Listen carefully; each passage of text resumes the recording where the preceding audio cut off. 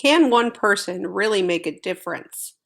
George Washington exemplifies somebody who really did make a difference to change society. What did he do to be considered influential?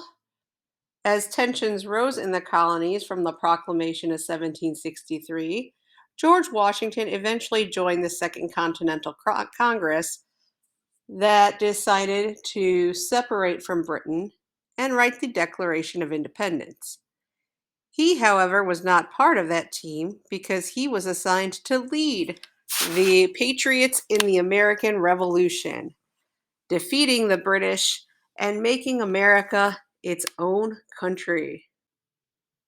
After the war, George Washington was one of the people who was tasked with creating a new constitution for our country. He became the president of the Constitutional Convention. People trusted in his leadership so much that they also elected him the first president of the United States, becoming the father of our country. He is still the only president so far that has been elected twice by unanimous vote in the Electoral College. He created many things, like the President's Cabinet of Advisors, which is still used today. He only vetoed two bills in office, believing that Congress was supposed to make the bills and the president really shouldn't have too much of a voice in legislation. Washington was the one who decided that the president should be commander in chief of the military, mostly because of his own military experience and any military conflicts that happened while he was president. He personally led the charge. For example, during the Whiskey Rebellion, he personally led the troops again against the rebelling farmers. Furthermore, he only stayed in office for 2 terms, which is something that all presidents except for FDR have followed. Now, Washington's presidency wasn't always sunshine and roses. He had some people who disagreed with him. He had some haters. Western farmers rebelled during the Whiskey Rebellion because they disagreed with the tax on whiskey distilleries.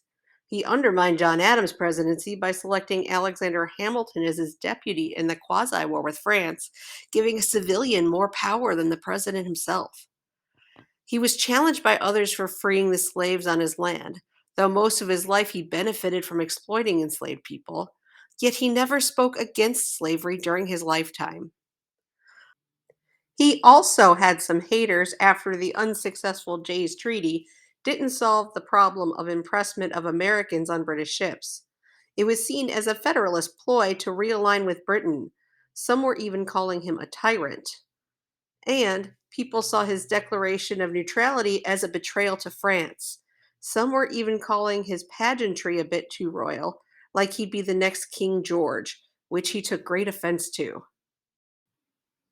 And yet, despite all the haters, George Washington is still revered after 250 years. He has the nation's capital named after him, one state, 31 counties, and 241 civil townships. He's the face on Mount Rushmore, and he has the largest monument in Washington, D.C., named after him. People love this guy. On top of that, after the Civil War, he was a symbol of reunification because both the North and South were able to unite over their shared history and respect for George Washington. Can one man make a difference? George Washington's leadership during the Revolution helped us to become a country. His leadership during this presidency set the tone for our democratic government. His leadership during rebellions led presidents to becoming the commander in chief of the armed forces. And his legacy has lasted nearly 250 years as someone we still look up to today. George Washington is the epitome of one man truly making a difference for our country.